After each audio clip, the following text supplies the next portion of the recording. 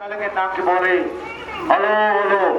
Dipite kaya nga, isang nalangin na si Bori. Rally ki panayta ay kaya ay le, two-wheeler. Two-wheeler se, landola. Two-wheeler. Dahil Bori na.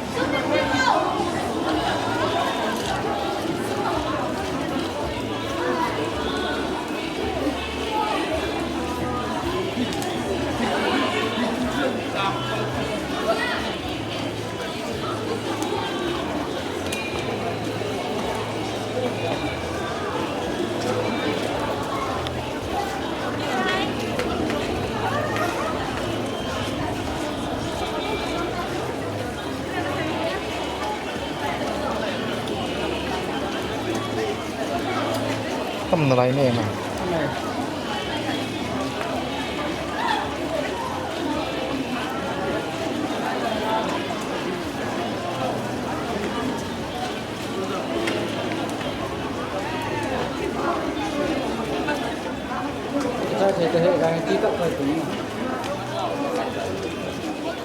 Hello.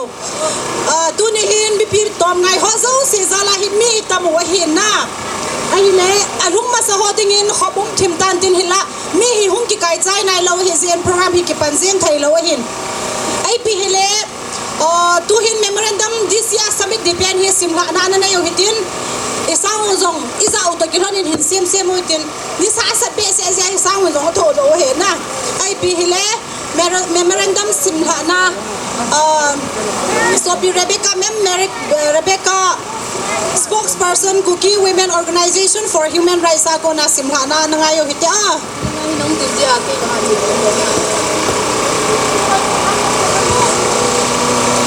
tuni memorandum ki submit dipin hi hinsim do inkatin sawa nga saw jabin hi jongle eina ngai thi mubin lang memorandum lamka the 24 July 2024 to Shri Amit Shah, Union Home Minister of India, New Delhi.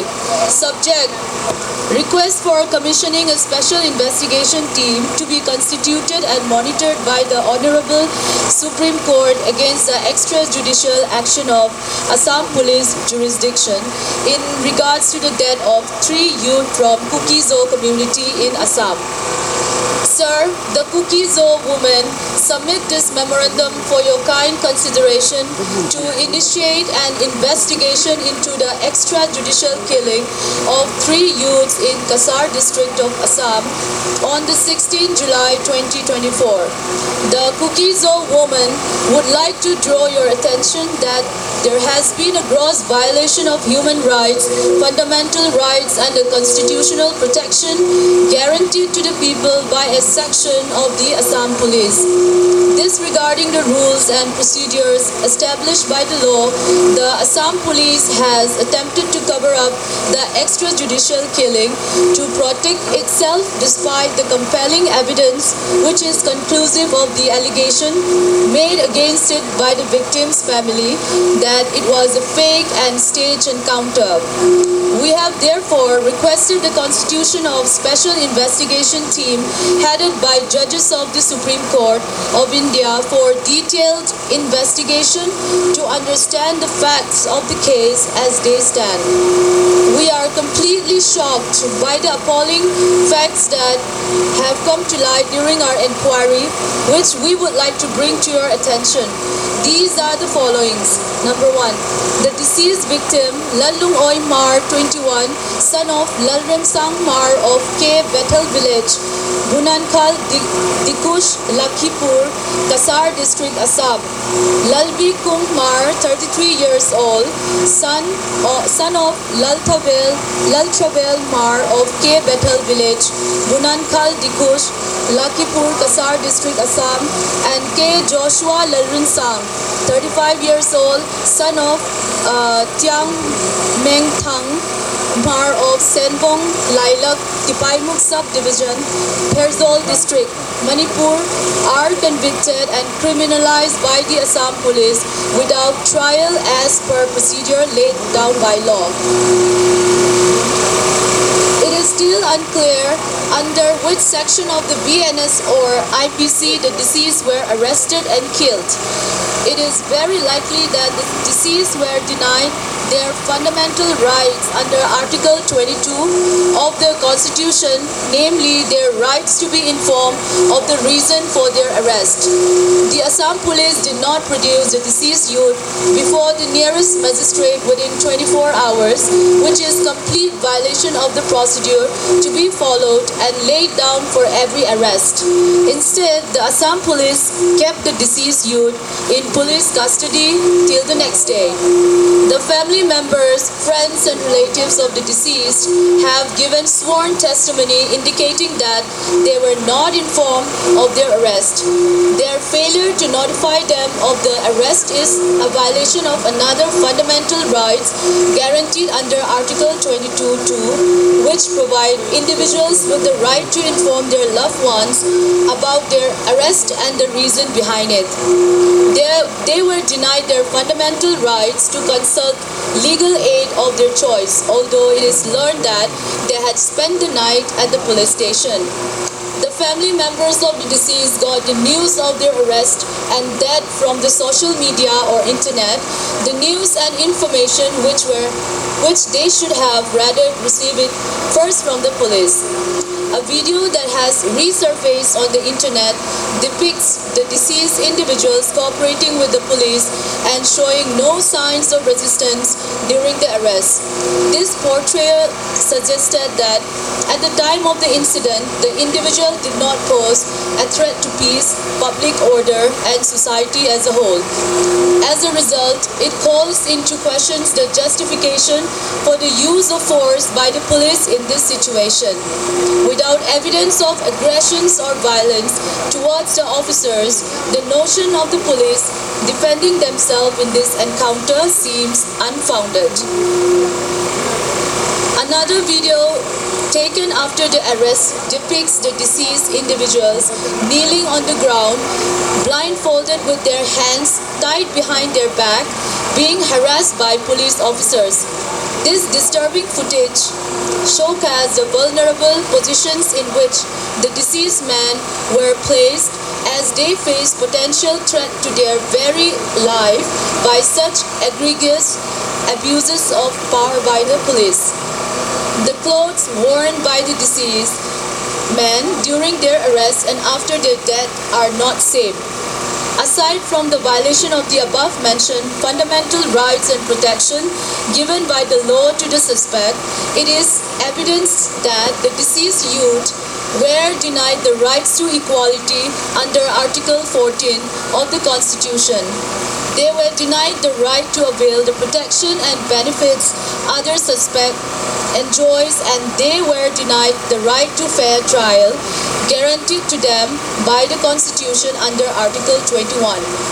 Thus, it is eventually clear that the Assam police lied regarding the cause of death of the victims, which we believe they did so to evade any further investigations that could expose the heinous crimes they have committed. The suspects succumbed to death while they were under the custody of police as a result of their arrest and at a place outside the police station, with a video existing as proof, wherein the said video the suspects were seen being blindfolded, hands tied and forced to kneel down, surrounded by aggressive police personnel. However, the contradictory to the video evidence, the police noticed said that they died during a crossfire exchange between militants and the police. Producing the suspects before the magistrate should have been the priority, and protections of the suspect under their arrest is their duty rather than exposing the suspect to a dangerous environment, even if we gave them the benefit of doubt on the existence of more militant groups in the area where the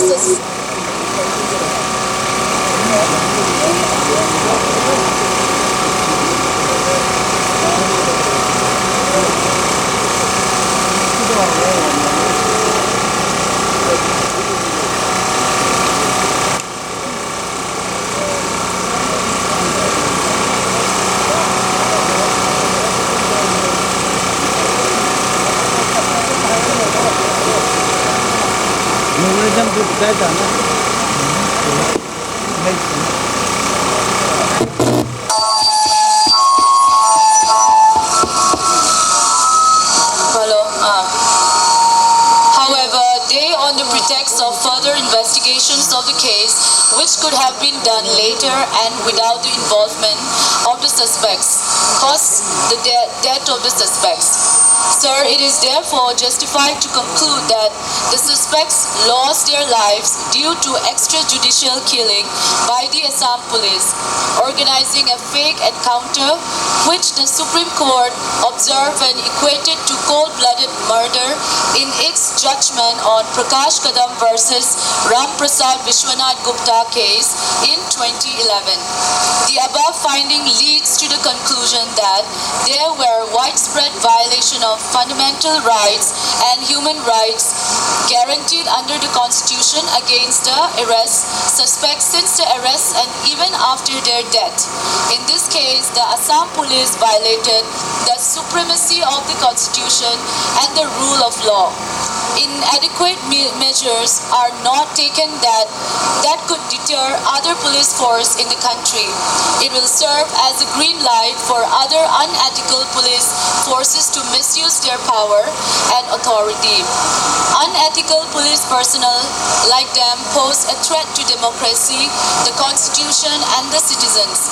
Therefore, protecting citizens from the unethical activities and abuse of power is necessary for constitutional democracy like ours. Since the cause of their death is being recorded by the police as death succumbed during a firing, it became increasingly challenging for any investigation agency to delve deeper into the matter. Despite the overwhelming evidence, the suspect's human and fundamental rights remain unchecked. From the moment of their arrest to their untimely demise, as such, the only viable solution to ensure justice for the victims and their grieving families is the establishment of a special investigation team led by a judge or judges from the esteemed Supreme Court.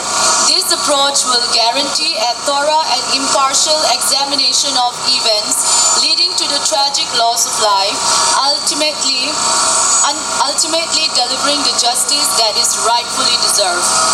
An impartial investigation headed by judges of the Supreme Court is an absolute necessity in order to maintain integrity and credibility in the process. The potential risk of threat and bribes influencing the outcome of investigations are significantly lowered when conducted by a commission under the guidance of the highest judicial authority in the country. Such a commission would serve as a powerful deterrent against corrupt practices within the police fraternity, preventing them from wielding unchecked power over the lives of citizens. It is crucial to uphold the principle of justice and fairness by establishing a special investigation team commission led by Supreme Court judges to ensure accountability and transparency in the process. Lastly, the justice for the victim, particularly in this case, and the fate of many others who can become victims, depend upon your decision today. Believing in your wisdom and your empathy for the vulnerable section, including the scheduled tribes of India, we are confident of a positive response from your office. This is sign off by Mrs. Naini Kim Hoki, President, Kuki Women Organization for Human Rights, and Rebecca Mar, President, Mar Women Association, General Headquarter. And this is also copied to Chairperson, National Commission for Human Rights for their information and necessary actions.